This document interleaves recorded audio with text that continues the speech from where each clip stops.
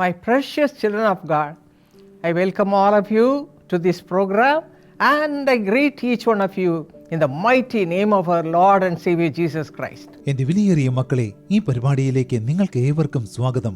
നിങ്ങൾക്ക് ഏവർക്കും നമ്മുടെ കർത്താവും രക്ഷിതാവുമായ യേശുക്രിസ്തുവിന്റെ വല്ലഭത്വമുള്ള നാമത്തിൽ എന്റെ സ്നേഹവന്ദനങ്ങൾ. Today's promise is taken from Jeremiah 31 verse 17. ഇരമ്യാവ് 31:17 നിന്നാണ് ഇന്നത്തെ ദൈവിക വാഗ്ദത്തം എടുത്തിരിക്കുന്നത്. It says, your children will return to their own land.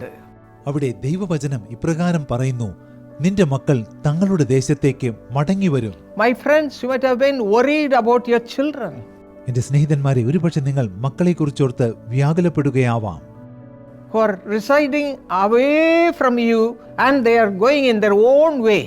അവർ നിങ്ങളിൽ നിന്ന് വളരെ ദൂരത്ത് താമസിക്കുന്നു. മാത്രമല്ല, അവർ യഥേഷ്ടം സ്വന്തം വഴികളിലൂടെ സഞ്ചരിക്കുന്നു. Yes, recently we were worried about my granddaughter Sharon. അതെ, ഈയിടെ ഞങ്ങളുടെ കൊച്ചുമകൾ ഷേരനെ കുറിച്ചോർത്ത് ഞങ്ങൾ വളരെയധികം വിഷമിച്ചിരുന്നു. She is working in America for a long time. She never returned to India. അവൾ അമേരിക്കയിൽ ജോലി ചെയ്യുന്നു. ദീർഘകാലമായി അവൾ ഇന്ത്യയിലേക്ക് മടങ്ങി വരുന്നില്ല.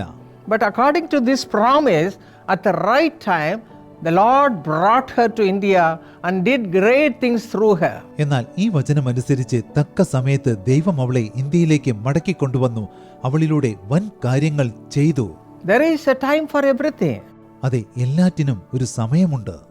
Let us depend only on Jesus Christ for all our goodness and mercy to receive from Him. ദൈവത്തിൽ നിന്ന് സകല നന്മയും കരുണയും പ്രാപിക്കുന്നതിനെ യേശുക്രിസ്തുവിൽ മാത്രം നമുക്ക് ആശ്രയം വയ്ക്കാം. Psalm 66 verse 3 says, how awesome are your work through the greatness of your power. സങ്കീർത്തനം 66:3 ഇപ്രകാരം പറയുന്നു, നിന്റെ പ്രവൃത്തികൾ എത്ര ഭയങ്കരം, നിന്റെ ശക്തിയുടെ വലിപ്പത്താൽ ശത്രുക്കൾ നിനക്ക് കീഴടങ്ങും. And in the same way, Psalm 92:4-5 also says, for you, Lord, have made me glad through your work. I will triumph in the works of your hands. അതുപോലെ സങ്കീർത്തനം 92:4-5 ഇപ്രകാരം പറയുന്നു, യഹോവേ, നിന്റെ പ്രവൃത്തി കൊണ്ട് നീ എന്നെ സന്തോഷിപ്പിക്കുന്നു. ഞാൻ നിന്റെ കൈകളുടെ പ്രവൃത്തികളെക്കുറിച്ച് ഘോഷിച്ചുല്ലസിക്കുന്നു. And also Mark 16:20 we read that the Lord working with them and confirming the word through the accompanying signs.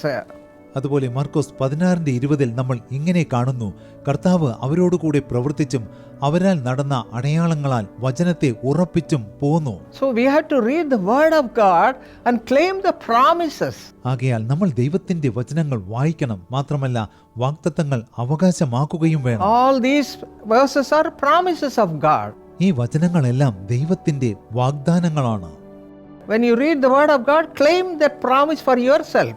നിങ്ങൾ ദൈവത്തിന്റെ വചനം വായിക്കുമ്പോൾ ആ വാഗ്ദത്തം നിങ്ങൾക്കായി നിങ്ങൾ അവകാശമാക്കി പ്രാർത്ഥിക്കുക. If you read Philippians chapter 1 verse 6, it says, he who has begun a good work in you will complete it until the day of Jesus Christ. അതുപോലെ ഫിലിപ്പിയർ 1:4 നിങ്ങൾ വായിക്കുകയാണെങ്കിൽ അവിടെ പറയുന്നു, നിങ്ങളിൽ നല്ല പ്രവൃത്തിയെ ആരംഭിച്ചവൻ യേശുക്രിസ്തുവിന്റെ നാളോളം അതിനെ The Lord who has promised in His word will surely fulfill it at the right time in a beautiful way. ദൈവം തന്റെ വചനത്തിലൂടെ വാഗ്ദത്തം ചെയ്തിരിക്കുന്ന കാര്യങ്ങൾ തക്ക സമയത്ത് ദൈവം ഭംഗിയായി നിറവേറ്റും. We have to look to Him all the time. നമ്മൾ എപ്പോഴും ദൈവത്തിങ്കിലേക്ക് കണ്ണുകൾ ഉയർത്തണം. Depending upon Him for all our goodness and mercy.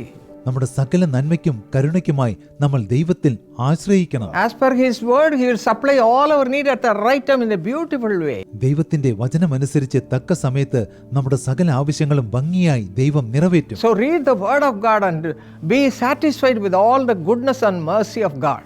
ആകയാൽ നിങ്ങൾ ദൈവത്തിന്റെ വചനം വായിക്കുവിൻ, ദൈവത്തിന്റെ സകല നന്മകളാലും കരുണയാലും തൃപ്തരാകുവിൻ. Even now, my friends, let us commit our lives to God and look to Him for all our blessings. ഇപ്പോഴും സ്നേഹിതന്മാരെ, നമുക്ക് നമ്മുടെ ജീവിതം ദൈവകരങ്ങളിൽ സമർപ്പിച്ച് ദൈവത്തിങ്കിലേക്ക് കണ്ണുകൾ ഉയർത്താം. Shall we pray? നമുക്ക് പ്രാർത്ഥിക്കാം. Our precious Heavenly Father, thank you, Lord, for thy wonderful presence. ഞങ്ങളുടെ വിലയേറിയ സ്വർഗീയ പിതാവേ, അങ്ങയുടെ അത്ഭുത സാന്നിധ്യത്തിന് നന്ദി. You know the hearts of your children. അങ്ങയുടെ മക്കളുടെ ഹൃദയ വിചാരങ്ങൾ അങ്ങ് അറിയുന്നുവല്ലോ. They may be worried over all kinds of problems of the children or their own problems. ഒരുപക്ഷെ സ്വന്തം ജീവിതത്തിലെ മക്കളുടെ ജീവിതത്തിലെ പ്രശ്നങ്ങൾ ഓർത്ത് അവർ വിഷമിക്കുകയാവാം. Give them your grace to make them read the word of God and claim the promises, Father. കർത്താവേ, വചനം വായിച്ച് ദൈവത്തിന്റെ വാഗ്ദത്തങ്ങൾ അവകാശമാക്കുവാനുള്ള കൃപ അങ്ങ് അവർക്ക് നൽകണമേ.